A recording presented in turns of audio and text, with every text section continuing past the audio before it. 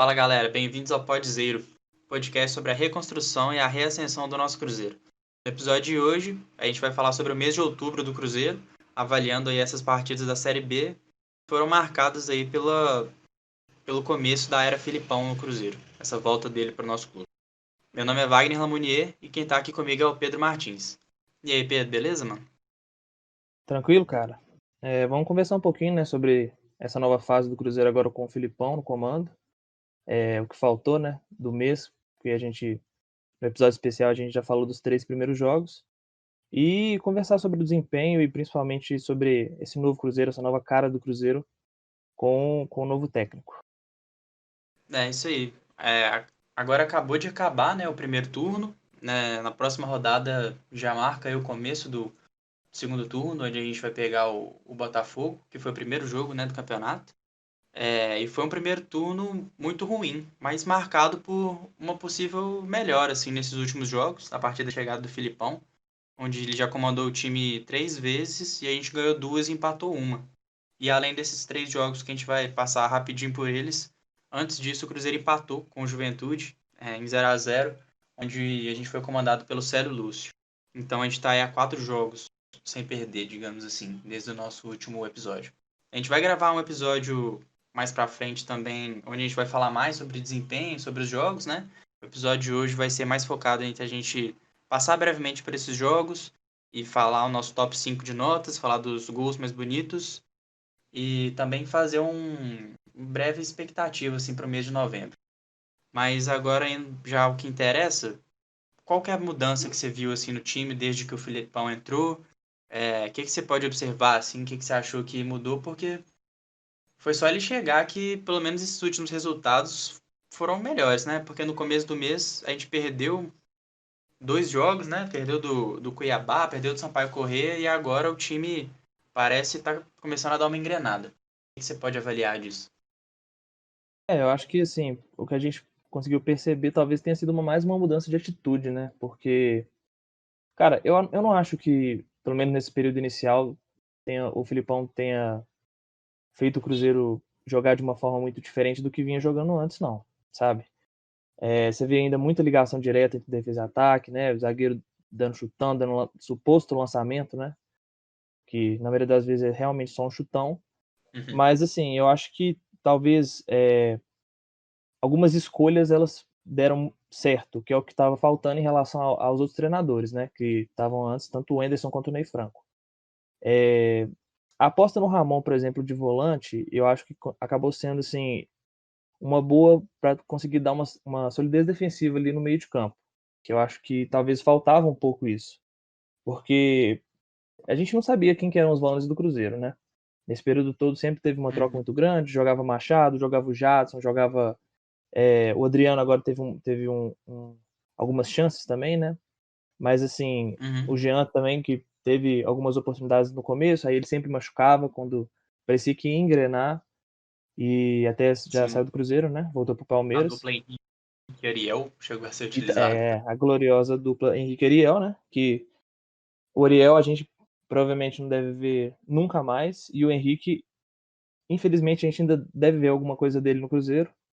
Torço para que Uhum. demore, sinceramente, porque eu acho que o que a gente precisa hoje é exatamente o oposto do que o Henrique oferece, e eu acho que é o que talvez o Ramon e o Jadson tenham conseguido oferecer, que é a intensidade, né. O Jadson, eu até já tinha falado em alguns episódios passados, que para mim é o único volante do Cruzeiro que conseguiu oferecer uma intensidade no meio de campo, ainda é um volante que erra muitos passes, mas ele sempre está ali, ele sempre está no lugar certo para dar combate, né, e tem velocidade, até até consegue também oferecer drible no meio de campo, sabe, porque é uma coisa que exige uma certa personalidade. E aí eu acho que essa melhora também passa muito por essas escolhas, e principalmente essas escolhas no meio de campo. Ainda acho que tem muita coisa a melhorar, porque o ataque do Cruzeiro ainda é bem ineficiente, mas já é um princípio, né, com o pouco tempo de trabalho que o Filipão teve até agora. Eu concordo com tudo isso que você falou. É, Principalmente esse final, que o nosso ataque ainda está precisando melhorar bastante, eu concordo com isso. Mas uma coisa que eu, assim, tento não acreditar tanto nisso, mas é até meio difícil não pensar um pouco nisso agora, porque eu sinto que o Cruzeiro até deu um pouco de sorte, para falar a verdade, nos últimos jogos. Porque é uma coisa que não aconteceu e inclusive aconteceu o contrário em vários jogos anteriores, né? Que o Cruzeiro foi muito azar. Muitos jogos, não que o Cruzeiro jogava bem, mas assim, tinha chance de fazer um gol, de matar o jogo, não fazia e aí no final do jogo tomava um gol ou dava um vacilo e deixava o ponto escapar. A gente cansou de ver isso acontecendo no começo da Série B. Sim. E nesses últimos 3 jogos, embora isso tudo que você colocou seja válido, dessa mudança no time, dessa mudança de postura, é, não é ainda não é um time muito diferente do que estava jogando antes, assim, em questão de padrão de jogo. E nem era para ser, porque tem pouquíssimo tempo que o Filipão tá treinando. Mas realmente parece que deu uma energia a mais pros caras, assim, que às vezes acontece mesmo quando existe uma troca de treinador. Espero que isso não passe, né, tão rapidamente, porque É o famoso quando o fato próprio Ney novo, né? Franco chegou, né? Oi? É o famoso fato novo. É, exatamente. Quando o próprio Ney Franco chegou, a gente ganhou a partida de estreia dele também. E pareceu que ia mudar alguma coisa, mas acabou sendo só o primeiro jogo mesmo e depois foi tudo meio ruim. Então vamos torcer para a gente continuar nessa maré boa, né? De fazer gols. Os jogos foram bem difíceis, para falar a verdade. Eu não acho que o Cruzeiro teve nenhuma atuação excepcional, assim. A última foi boa contra o Paraná, que a gente ganhou de 2-0. Muito porque a gente conseguiu fazer um gol muito cedo na partida, então isso acaba dando uma. Não sei, acaba mudando um pouco o patamar do jogo. Os jogadores conseguem estar mais confortáveis para fazer o seu papel, né? Porque quanto mais o jogo vai passando, o time não faz gol, fica naquela coisa. Eu acho que a pressão é uma coisa que É a muitos questão de jogadores do confiança, né? Cruzeiro muito sentem. Aham. E o jogo parece ir ficando cada vez mais difícil. Então foi ótimo ter feito um gol rápido, porque eles conseguem, isso mesmo, ter mais confiança para fazer uma partida melhor.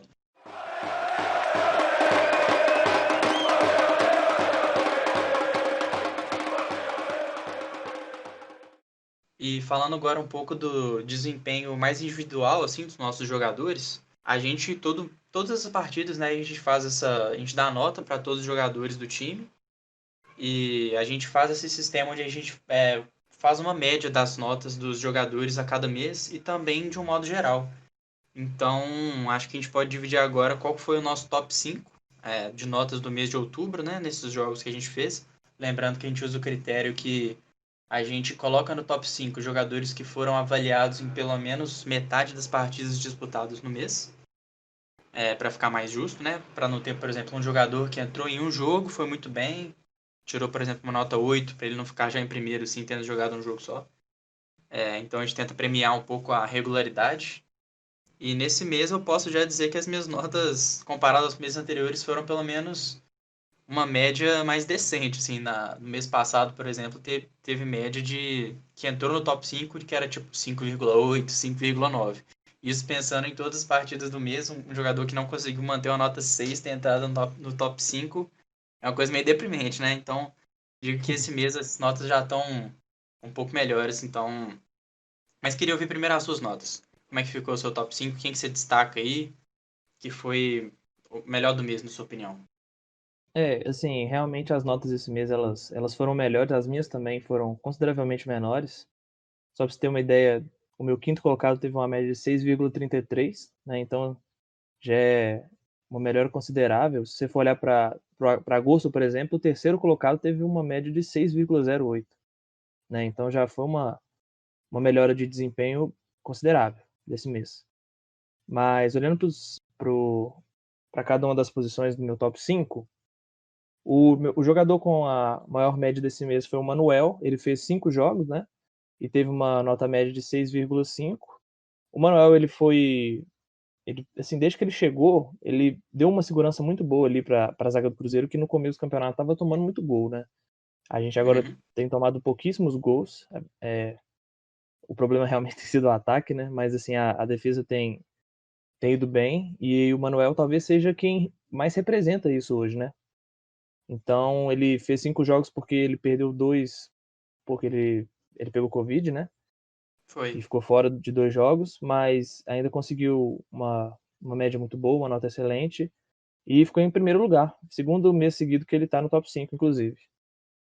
O segundo colocado foi o Fábio, que fez 7 jogos, né? Jogou todos os jogos do mês. E teve uma média de 6,43. O Fábio, ele é curioso, porque assim, teve alguns jogos esse mês que o Fábio salvou o Cruzeiro, foi muito bem.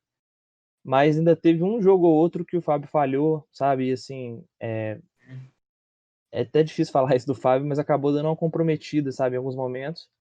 Mas isso não apagou os vários jogos também que ele salvou o Cruzeiro, foi muito bem. E graças a isso também, ele conseguiu o segundo lugar nesse top 5 desse mês de outubro.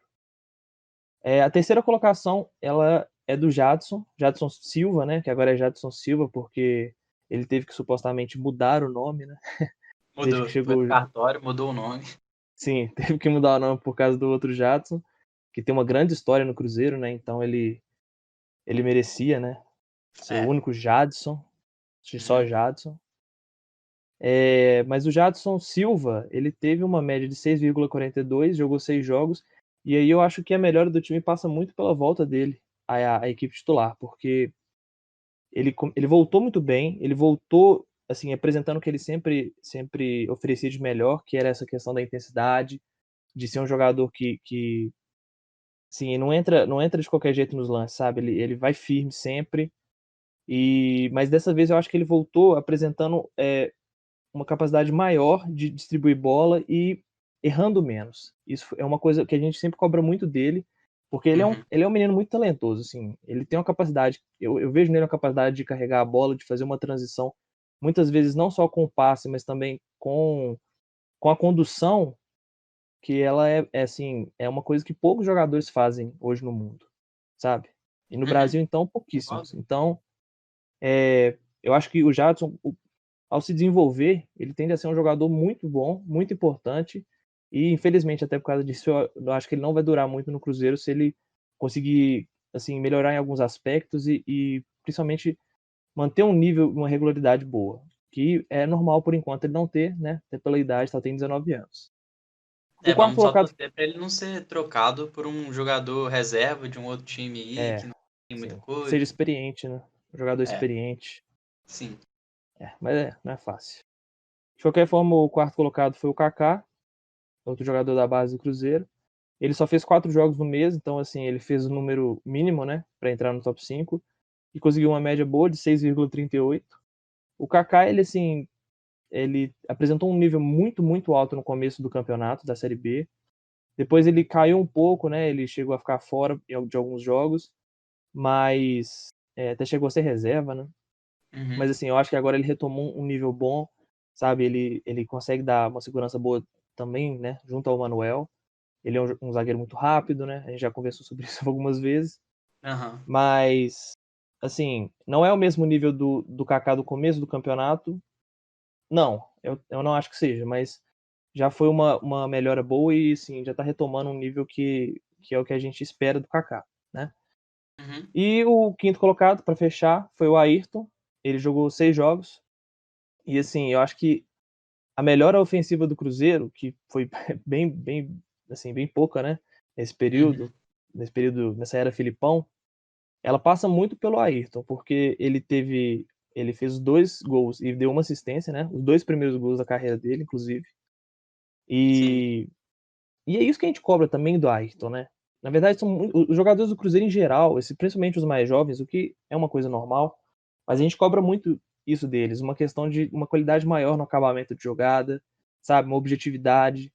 E o Ayrton, ele é um cara que você vê que ele tem velocidade, ele tem o drible, que são coisas que, sim, você não consegue ver em outros jogadores como Marquinhos Gabriel, por exemplo, né? Que ele não faz nada. Ele não tem drible, não Aham. tem velocidade, ele não tem cérebro, ele não tem nada. E o Ayrton, ele pelo menos consegue oferecer uma velocidade, consegue oferecer um drible. Mas ele sempre tinha tomada de decisão muito ruim, né? Errava no último lance, errava na hora que ele tinha que soltar a bola, tinha que tocar, ou fazia um cruzamento muito ruim. E assim, melhorando isso, que pelo visto nesse mês pelo menos ele conseguiu dar uma melhorada, né? E ser um jogador mais decisivo, tende a ser um jogador muito importante para o Cruzeiro, igual ele tem sido nesse momento. E esse Eu foi o meu concordo. top 5 desse mês de outubro. Sobre, continuando sobre isso assim do Ayrton, eu me lembro que assim, quando ele começou a ser titular e junto com o Arthur Kaique, E o ataque do Cruzeiro, o sistema, né, ofensivo do Cruzeiro não estava funcionando, na verdade, estava indo muito mal nos jogos. Eu fiquei me Uhum. perguntando por um bom tempo, tipo assim, o que que Ayrton e Arthur Kaique fazem para conseguir esse status de titulares absolutos, assim, que para mim Sim. era inexplicável. Cheguei a pedir muito que o Ayrton não fosse titular, assim, que desse uma mudada, assim como eu pedia também para Arthur Kaique.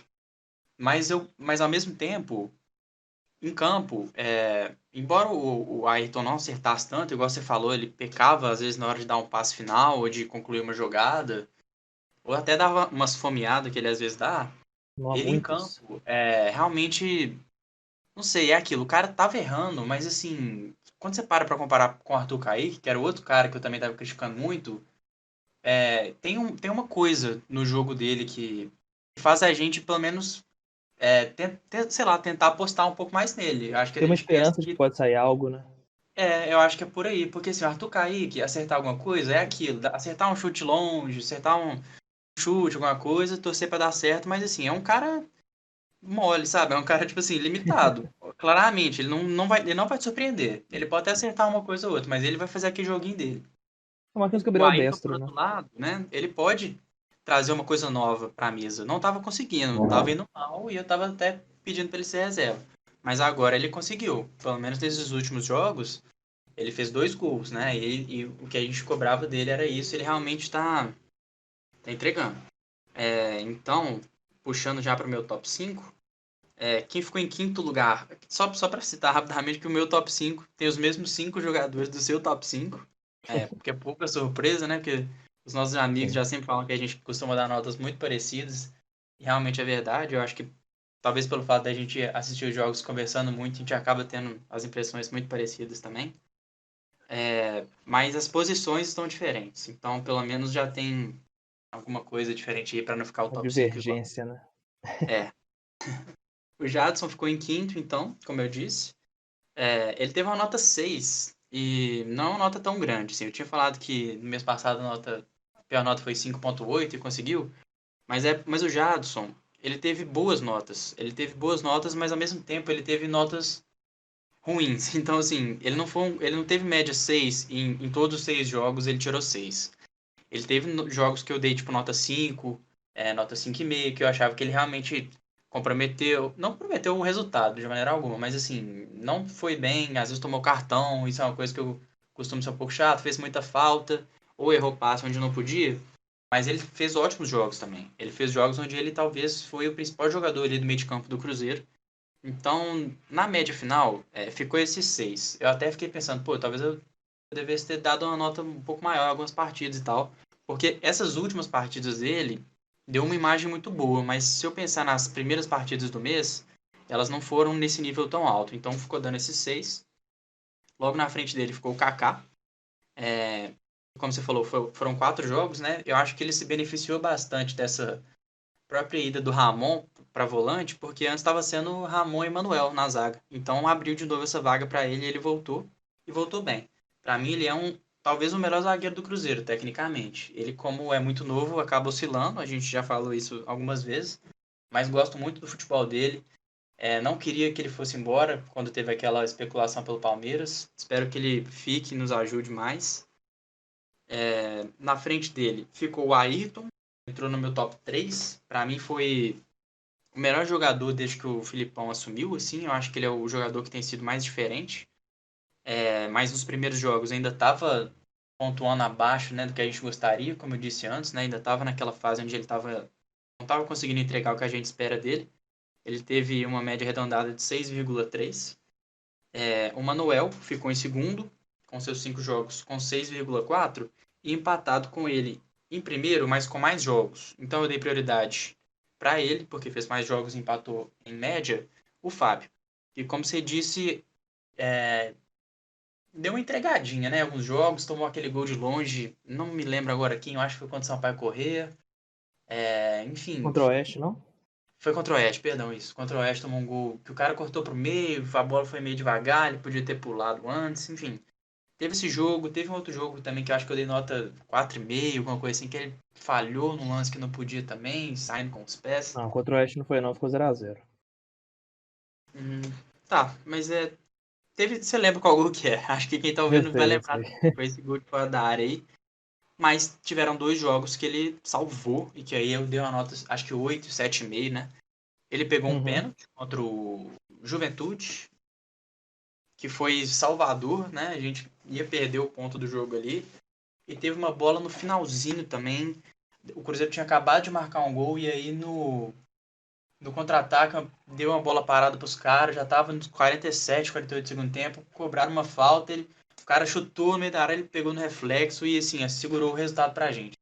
Não foram atuações assim de muitas defesas difíceis ou aquelas atuações impecáveis, mas foram atuações que quando precisou, ele pegou e isso fez com que a nota dele fosse boa, porque é aquela questão, pode não ter sido a maior partida da carreira dele, mas foi uma partida decisiva. É igual a partida daquele cara que às vezes está apagado, faz um gol, o Cruzeiro ganha de 1-0. Tem que dar uma nota menos boa para esse cara, assim, porque foi determinante no resultado da partida.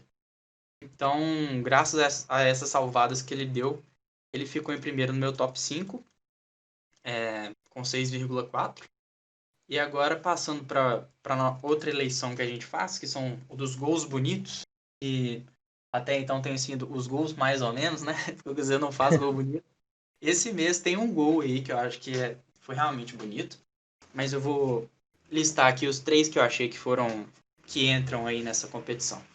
Um deles é o do Manuel, que foi um gol de cabeça depois de uma cobrança de falta do Machado, uma cobrança de falta bem de longe do Machado, contra o Sampaio Corrêa, e ele ganha no alto, ele que não é um zagueiro super alto, né, mas ele tem uma boa impulsão, teve nesse lance pelo menos, guardou uma cabeçada bem bonita.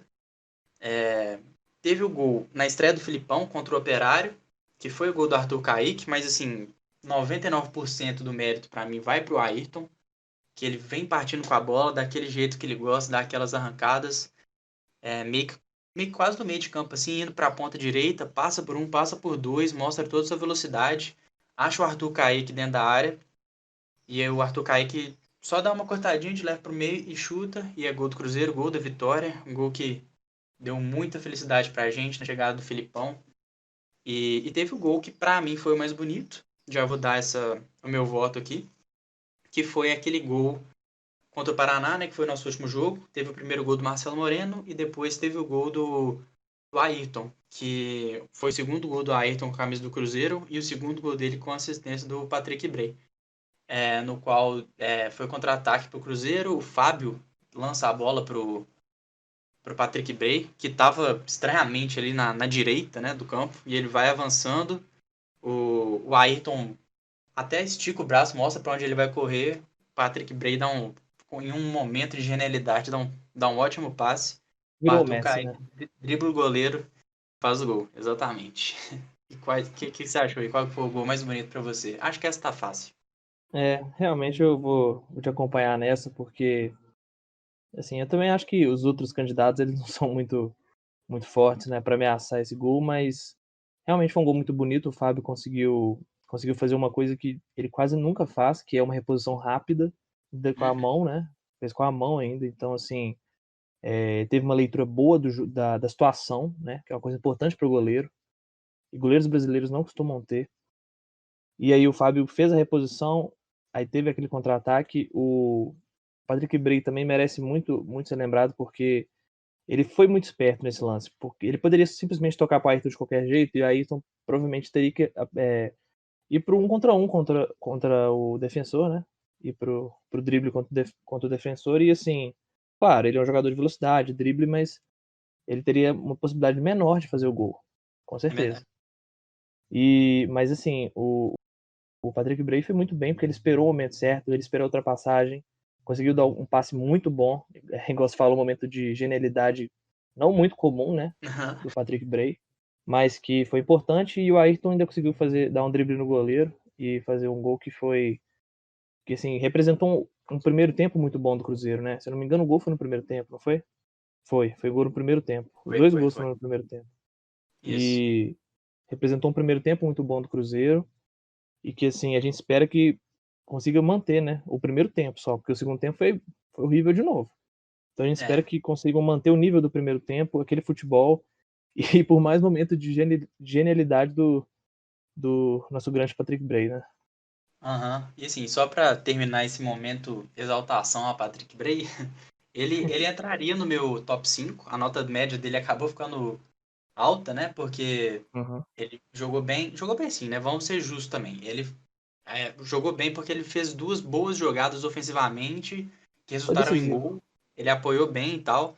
Mas assim, defensivamente ele continua um lateral que não é o ideal, assim, né? A gente ainda espera que ele consiga melhorar muito defensivamente, porque na marcação, os contra-ataques dos outros times que vão ali pela parte esquerda da defesa do Cruzeiro, a gente tá tendo dor de cabeça.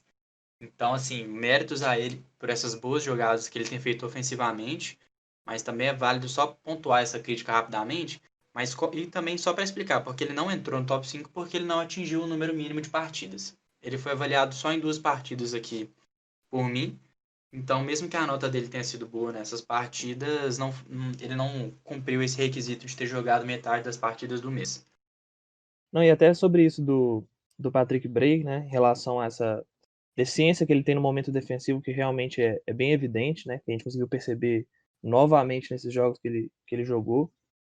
O Filipão até falou sobre isso e já pensa até mesmo em conseguir utilizar ele junto com o Matheus Pereira, né, que é um lateral que possui uma capacidade muito maior defensiva, uma segurança maior, né. Então, talvez o Patrick Bray ele até pareça numa segunda linha, né, daqui para frente, porque ele conseguiu oferecer uma qualidade ofensiva e assim, ele realmente ele tem uma capacidade de fazer um bom cruzamento, sabe, de criar alguma jogada, uma ou outra, mas realmente defendendo ele é meio lamentável, né, pra dizer, assim, o mínimo. Mas pelo menos talvez se torne outra opção, né, e aí a gente vai ver as próximas decisões do Filipão. Isso. Agora, passando brevemente, assim, pelo próximo mês, que na verdade já é esse mês, a gente está gravando no dia 6 de novembro, sexta-feira. Hoje, inclusive, o Cruzeiro já enfrenta o Botafogo de São Paulo, fora de casa, lá em Ribeirão Preto. A gente teve pequenos probleminhas assim, de agenda no final do mês passado, no começo desse mês, questão de compromisso, no dia que um podia, o outro não podia, depois o Pedro estava gripado, mas já está recuperado, então o episódio vai até sair um pouquinho mais tarde do que a gente planejava. Mas sobre esse mês de novembro, onde a gente joga hoje contra o Botafogo de Ribeirão Preto, depois recebe Guarani e Figueirense, então uma sequência boa de 2 jogos em casa. Depois viaja para enfrentar a Chape e finaliza o mês, se Deus quiser, conquistando confiança contra o Confiança. O que você acha que vai ser desse mês nosso? Qual que é a sua expectativa, né? Uma vez que a gente, com o Filipão, em 3 jogos, tem 2 vitórias. Se você acha que a gente vai conseguir manter esse bom aproveitamento de pontos? É isso. Qual que é a sua expectativa aí para esse mês? É assim, foram jogos que a gente conseguiu bons resultados, né, no primeiro turno, os 3 primeiros foram 3 vitórias, né, até deu aquela animada, que ainda tinha aquela punição da FIFA, né, que a gente tinha que tirar. E assim, naquele momento, depois desses 3 primeiros jogos, parecia que a Série B seria moleza, né. Mas a gente percebeu que as coisas não seriam assim, e no jogo contra a Chape, em casa, o Cruzeiro talvez tenha demonstrado realmente o que era o Cruzeiro naquele momento, né. Mas são jogos importantíssimos, eu acho que daqui pra frente todos os jogos vão ser importantes, né. E pontuar dentro de casa é essencial. Pontuar dentro e fora de casa, na verdade, é essencial, mas dentro de casa não tem como mais, aceitar nenhum tipo de vacilo, porque já foram inúmeros, sabe, e assim, tem que fazer os pontos, não tem pra onde correr mais, não tem pra onde correr. Tem que pensar nos 45 pontos pra depois pensar, talvez, né, conseguir sonhar com o acesso, né, é muito, muito difícil, mas sonhar não custa nada, né. Então assim, esse jogo contra o Uhum. Botafogo hoje, talvez por ser fora de casa, né, seja um jogo não tão fácil, né, mas pelo menos o Filipão conseguiu ter uma semana de treino, isso eu acho que é importante, o time ter descansado, o Filipão ter treinado, talvez, os desfalques possam pesar, mas, assim, os desfalques também não não eram jogadores que estavam apresentando muita coisa, né, porque o Regis não joga, não estava jogando absolutamente nada, né. E o Marquinhos Gabriel, que também não joga, ele não joga nada, né. Então, assim, não acho que vão fazer tanta falta assim, né. Talvez hoje a gente já consiga ver a estreia do Potker, né? E, e é isso, eu acho que daqui pra frente não tem muita conversa não. E assim, aí é chegar no jogo contra o Confiança e não deixar escapar, né? Essa, essa vitória que é importante pra gente conseguir, né? Confiança. Essa piadinha Sim, repetida aí, mais uma não dá vez. pra, não dá pra deixar de passar nem a piada com confiança e nem a piada de conquistar a vitória contra o Vitória. Sim. E é isso, assim, mas agora só para complementar, porque esse episódio é mais focado nisso mesmo, nessa conversa sobre os jogos e sobre os resultados, e sobre o desempenho, as notas e tudo mais. Mas uma notícia, né, que impacta o nosso time hoje, que é a possível já estreia do William Potker. A gente já sabe que ele vai ser relacionado, não sabemos ainda se ele vai começar o jogo, provavelmente vai, vamos esperar para ver. Mas que foi envolvido aí numa troca com o Maurício, né, que já não vinha fazendo boas partidas, né? As últimas partidas dele realmente não foram as melhores, mas que estava aí também sendo convocado para a seleção sub-20, onde fez gol nos amistosos, né? Nessas últimas semanas, quando ele estava treinando com a seleção. Só comentar um pouco sobre isso, porque é um jogador muito jovem, um jogador muito promissor, que sim, estava em baixa, mas a gente tem que lembrar, eu acho que o saldo dele é muito mais positivo do que negativo. Se a gente for ver, até assim, no final do ano passado, quando o Cruzeiro ainda estava na Série A, ele já deu uma salvada fazendo aquele primeiro gol dele pelo profissional, que foi um dos primeiros momentos de glória dele, sim, pelo próprio profissional do Cruzeiro. E no começo desse ano, quando no Campeonato Mineiro o time estava cheio de garotos, ele puxou muita responsabilidade, fez gol. Na própria Série B, ele sai do Cruzeiro com 2 gols marcados na Série B, que já são mais gols do que o William Potker fez esse ano inteiro pelo Internacional, né? Então, assim, confesso que eu fiquei puto com essa transferência, com essa troca, porque eu particularmente gosto muito do Maurício e particularmente não gosto muito do William Potker, mas já aconteceu, não dá para chorar. Vamos torcer para que dê certo, para que o Potker nos ajude nessa Série B. Torço para que o Maurício vá bem no Inter, para que ele tenha uma carreira incrível, porque ele parece ser um cara bom também, além de ser um bom jogador. E que futuramente, quando ele seja vendido para um time da Europa ou de algum outro lugar, que o Cruzeiro possa receber uma grana por ele ainda, já que tem algum percentual. Mas dá o seu parecer disso aí e dá a sua despedida, que eu encerro logo em seguida. Realmente, assim, a gente sempre vem aqui falar das negociações do Cruzeiro e sempre tem alguma negociação que a gente não consegue entender quem chegou a pensar nisso, quem chegou a cogitar uma coisa dessa e quem aprovou uma coisa dessa, né. Realmente são, assim, histórias que a gente nunca vai saber, né, histórias de bastidores que são no mínimo intrigantes. Mas eu acho que você resumiu muito bem, o Maurício ele já surgiu ano passado, né, naquele momento que o Cruzeiro estava vivendo muito ruim, né, o pior momento da história do Cruzeiro, Uhum, e conseguiu ser decisivo muito novo, né, ele só tinha 18 anos quando ele jogou contra o Vasco, fez um gol importante, né, num momento que a gente tinha alguma espécie de esperança ainda, né, porque era aquela fase com o Rogério Ceni, né, então assim, ainda existia alguma esperança do Cruzeiro conseguir sair da situação. Não aconteceu, e no elenco desse ano o Maurício acabou, assim, de uma forma que eu acho que nem foi muito por culpa dele, tomando um papel de protagonista, né.